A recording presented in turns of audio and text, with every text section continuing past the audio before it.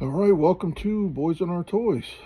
Today I'm going to do something a little bit different than I've done in the other videos. I want to put together a diorama in my shelving system, which, if you're not aware, is the Kallax Shelving system from IKEA, and it presents a few challenges that other shelving systems might not, because the cubes in the shelving system are kind of set, so you kind of have to work within the little boundaries of the cubes. So let's get to it. All right, so this is our space, right? This is one cube on a Kallax shelving unit. I have these shelving units lining one side of my room. The challenge with these that you'll find out is they're great for display, but they are a definite space, and you can't really change it. Everything plugs in with pegs, super easy to put together, but the shelving unit has definite size restrictions. So this is essentially 13 by 13 by 13 deep. All right, so it kind of limits, you know, if you want to get some diorama kits, or maybe some of those NECA turtle kits or something, they're all too big for this space. And with the amount of money that you're going to spend on them, I don't really think you want to cut them down and resize them to fit the space. So what I'm trying to do is come up with custom dioramas for maybe not every cube, but for some cubes. I've already got some done, but this video is going to be just a quick how I'm going to put one together for Universal Monster NECA Ninja Turtle figures. All right, so let's get started. I'm not going to get into all of my diorama pieces for this cube are already made, so this isn't going to be a how to make diorama pieces. This is really just going to be kind of how I put it together for display purposes, right? So my first thing is going to be to cover that back wall. You'll see the shelving unit ends right about there, and that's the wall behind it. There is no back on these shelves, so that might be something that you want to do before you start putting things on there. I didn't. I was in a rush. My wife got them for me. I was so excited, I just started throwing stuff up. So essentially the first thing I do for all of these cubes is to make a background. So because these backgrounds, or this background is going to be for the Universal Monster Ninja Turtles, I want it to also be interchangeable with Universal Monster figures. So I made kind of this dungeon wall and step, right? It's made simply out of pink foam and 2 layers of poster board foam from the dollar store. I made a backer so that it stands out of cardboard, and I cut it out so that it'll fit. These little torches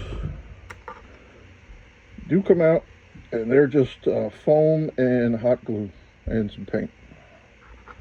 I made that little stand there, and we're going to slide it into place.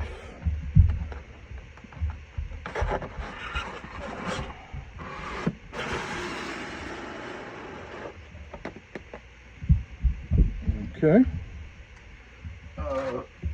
In the same way, I used poster board foam to make my wooden floor. There's plenty of videos on YouTube on how to do that. Videos that I watch are come from makers like Black Magic Craft and like tabletop RPG terrain makers. I always think that they're super interesting. The problem with this is this room is pretty humid, so you can see it's kind of bowed up on this side, but you could put something heavy down there, or you could just make it out of a thicker foam That's not going to bow up, right? Okay. So I made this wood pillar for the corner, just to kind of cover up the seam over there. Or I guess I could put it over here as well. No, that's not going to work. I made it specifically for the corner, so I'm just going to stick that in there. Make sure that fits.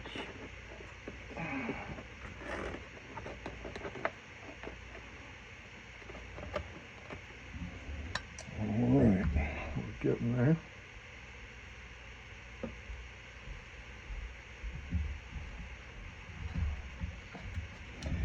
All right, so here's a door I made out of foam. Did a simple treatment on there. This is a jewelry ring or a key ring I got from Hobby Lobby. Mostly just foam and paint. And that door is just going to stick right in the doorway there.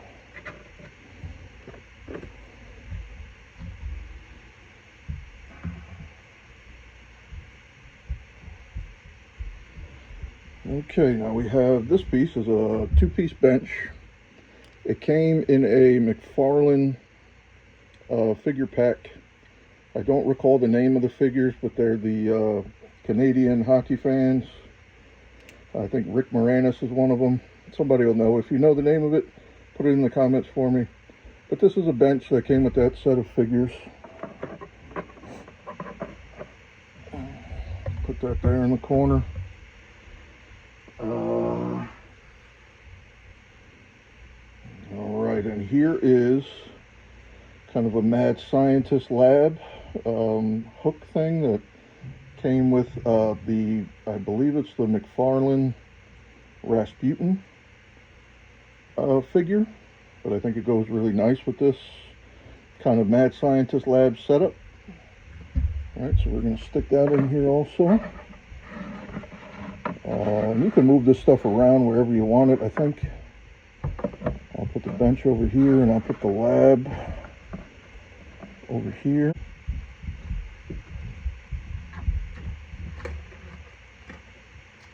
All right, since this is gonna be a Ninja Turtle thing, I want to kind of get a sewer kind of grate or something in there. So I did find this kind of sewer grate sludge thing. I believe it came with the Fluke Man from the X-Files pack. We're going to stick that in here. Let's see. You know what, I'm going to put this, let's move this stuff around again. I'm going to put this over here. I'll put this grate against this side. Stick the bench there. Okay. Coming together a little bit. All right, so we're going to start with some figures now. I think the best way to start is maybe Frankenstein. All right, we'll stick him up here, and maybe at another time I can make some shackles for him up there so that he's kind of shackled to that wall. I love these figures. These figures are just super detailed. They're really nice. So this is the Donatello Invisible Man. He's going to kind of be my Dr. Frankenstein. We're going to have him over here at the evil scientist counter. All right. Let's see, we can get our... Let's get our Bride of Frankenstein, April O'Neil, in here, and we can stick her kind of coming out the door there.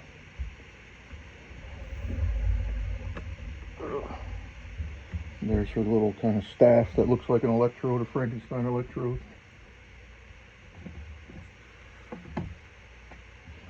A lot of these figures come with some cool stuff. Like here is the Hunchback Leonardo.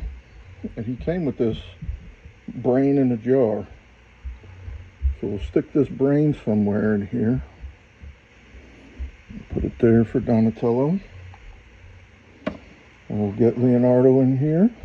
He'd probably be a good one to hold this floor down. He's pretty solid. And we don't want to block everything. All right. Now I'm thinking for the, might have to switch these sides here, yeah. Let's get our brain back. Put our brain there, we'll stick you there. Put you back over here. For the sewer grate, I kind of wanted to get Creature from the Black Lagoon Leo involved. But that might not be easy to do from this angle. Yeah, we'll leave him out for the moment. And again, you can make this look like whatever it is you want it to look like, right? So I also have the Phantom of the Opera Casey Jones. You can maybe stick him over here somewhere, kind of overseeing what's going on. Yeah, that looks okay. And then we will get our Van Helsing Splinter involved as he confronts everyone for making Raphael into a monster. Yeah, that looks okay. And the great thing about these little cubes is, you know, again, with the, like I said, with the background, you know, if you wanted to plan ahead when you put the shelving together and put a backer on there, you can do that. You could also wire the shelves, right? These shelves that I have are 5 cubes across and 5 cubes up. So they're pretty big, substantial shelves. So you could figure out how to maybe put a piece of molding here and hang some LEDs on the back side of it to light everything. But again, I didn't do that. I was super excited when I got them. That might be something I'll have to take everything down and do later. But for now, what I've done is, you'll see up here, I have a little piece of Velcro for a command strip. And I got one of these puck lights because it's, right now, I'm not trying to light every cube. I'm just trying to light the finished cubes. So I got this puck light, I think probably at the dollar store, Dollar General. It takes three AAA batteries, and we can stick it right on the command strip. All right, and we'll show you kind of what that effect looks like when we turn it off. And we turn that light on. You know, it's not the best, but you know, you could kind of put a filter over it, or you know, just a colored filter. If you find a puck light with different colors, you can put that on there for the time being. But it just gives the right kind of backlighting for it.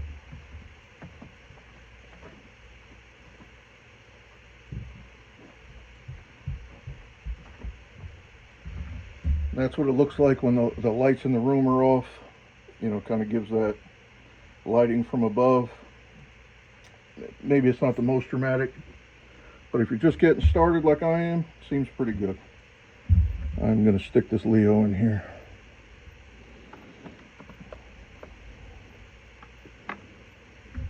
Put him right up on there. And that's really, you know, that's how I put these things together. You know, I'll make something out of some cheap materials. These foam boards cost $1.25.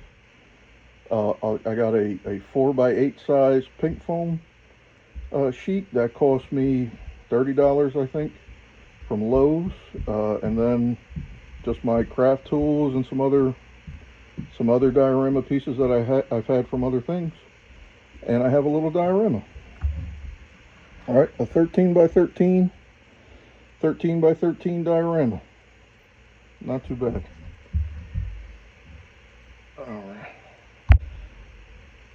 All right, and it's just that easy to put together a small diorama. And if you're lucky enough like me that you have all of these cubes, you can kind of plan them out. I have several planned for Ninja Turtles. I have several planned for Marvel superheroes. I have several planned for horror movie figures. You know, I have Black Series helmets and stuff, so I have lots of ideas. Right now the room is kind of a mess, but I'm excited about this, and I can tackle it one at a time. I think last count was I had 150 cubes, so I have a lot of work to do. All right, so like and subscribe. If you like this kind of content, give me a comment or something, and I can show you another one. All right, have a good day.